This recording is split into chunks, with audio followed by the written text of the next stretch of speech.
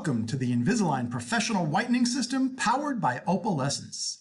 Inside the box are syringes with the Invisalign Professional Whitening System gel and the instructions for use with the Invisalign clear aligners, Vivera retainers, or Invisalign whitening trays. For patients with known tooth sensitivity, it is recommended to administer a desensitizing toothpaste for a few days prior to beginning whitening treatment. To reduce the chance of sensitivity, it is recommended to not use whitening during the first 2 days of a new aligner set. Twist to remove the plastic resealable syringe cap and set it aside for later use. Apply a continuous line of gel inside the trays where the front side of the teeth will be, approximately 1/4 to 1/3 of the height up the interior surface of the trays. To reduce the amount of gel contact with the gums, do not overfill the tray.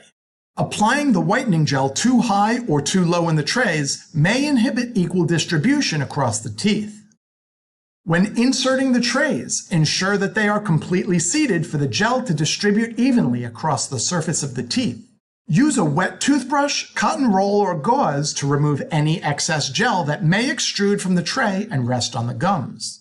With the tray inserted, rinse with water. Patients may taste a hint of the flavored gel while rinsing.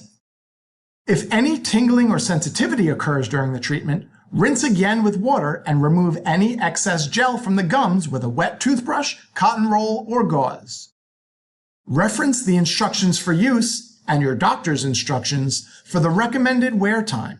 When the treatment time is complete, run the trays under water while using a toothbrush to remove the residual gel from both the teeth and the trays. Dispose of the syringe according to local regulations. Some silver fillings may leave a dark purple color in the whitening tray. This is normal. For more information, reach out to your dental healthcare provider.